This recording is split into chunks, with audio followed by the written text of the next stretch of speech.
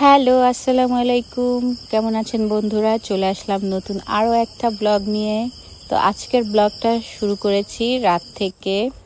তো ঈদ আনন্দ শেষে সবাই তাদের গন্তব্যে চলে যাচ্ছে।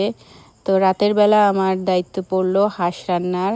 তো বাগেরহাটের মানুষ কিন্তু প্রচুর হাঁস খায়, আর বিশেষ করে শীতের দিনে সবাই হাঁস খাবেই।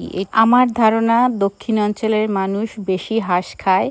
হাঁস এবং চিতই পিঠা এই দুইটা এই অঞ্চলের মানুষ অনেক বেশি খায়। আর এই বাগেরহাটের মানুষ চিতই পিঠা ছাড়াও সিমাই পিঠা বলে, যেটা একটা মেশিনের দিয়ে বানায়। তো আমাদের কাছে সেই মেশিনটা এই মুহূর্তে নেই। তো আমি একটু ঝাল ঝাল করে হাঁসটা রান্না করছি। আর হাঁসটা একদমই দেশি হাঁস, আমাদের পাড়ার একজনের হাঁস। তো ঢাকায় যেসব হাঁস কিনে খাই, মানে সুপার শপগুলিতে পাওয়া যায়, আর বাড়ির যে হাঁস, দুইটা দুই রকম টেস্ট। মানে বাড়ির হাঁসগুলির টেস্ট এতটা মজা লাগে, আর আমাদের ঘরে সবাই হাঁস খেতে খুবই পছন্দ করে। আমিও খুবই পছন্দ করি, তবে রেগুলার না, মানে মাঝে মাঝে খেলে খুবই ভালো লাগে। তো এই যে এখন সকাল হয়ে গেছে, আমার মেয়ে ঘুম থেকে উঠে দেখে তার প্রিয় নাফিসা আপু নাই, আবার তার প্রিয় আফিফা আপুও চলে যাচ্ছে। তার মনটা অনেক খারাপ হয়ে গেছে।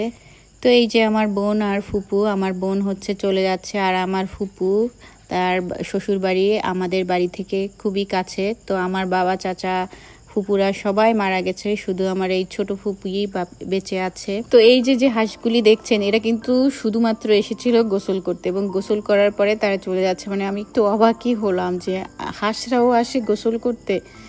যাই হোক, এই যে আমি এখন চলে আসছি রান্না বান্নায়, যেহেতু বোনেরা সব চলে গেছে আর আমার দায়িত্বে পড়েছে রান্না। তা আমি ডাল রান্না করছি কাঁচা টমেটো দিয়ে, আর এই টমেটোটা আমাদের ক্ষেতের টমেটো।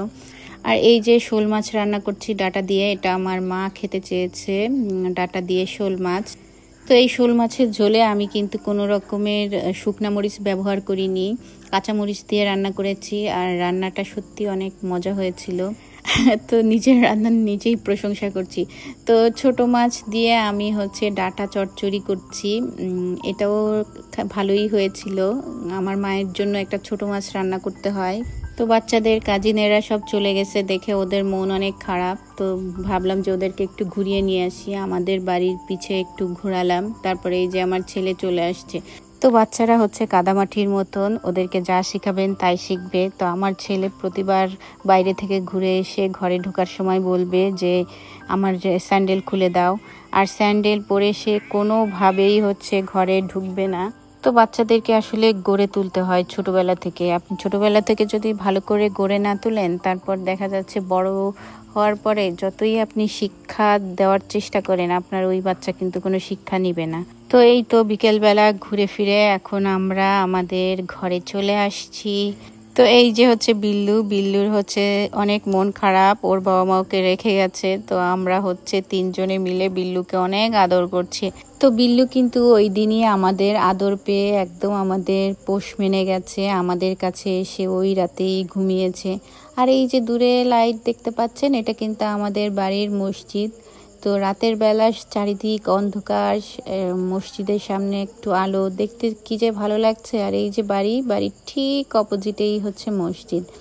তো আমরা যাচ্ছি আমার মেয়ের জন্য খাতা কিনতে। আমার ছেলে একদম মুখস্থ হয়ে গেছে এই দোকানটা, কারণ ও রেগুলার এখানে যায়, গিয়ে তার পছন্দ মতো খাবার নিয়ে আসে। এই যে দুইটা সে আইসক্রিম নিয়েছে, একটা তার জন্য, একটা তার বোনের জন্য। সে আবারও এসে একই কথা, জুতা খুলে দাও।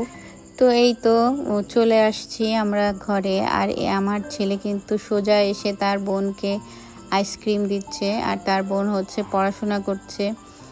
এই যে তার কিছু খাতা দিলাম যেগুলিতে সে লিখবে। তো আমার মেয়ে খাতাগুলি পেয়ে ভীষণ খুশি হয়েছে। তো আজকের ব্লগটা আমি এখানেই শেষ করছি। সবাই ভালো থাকবেন, সুস্থ থাকবেন। আল্লাহ হাফেজ।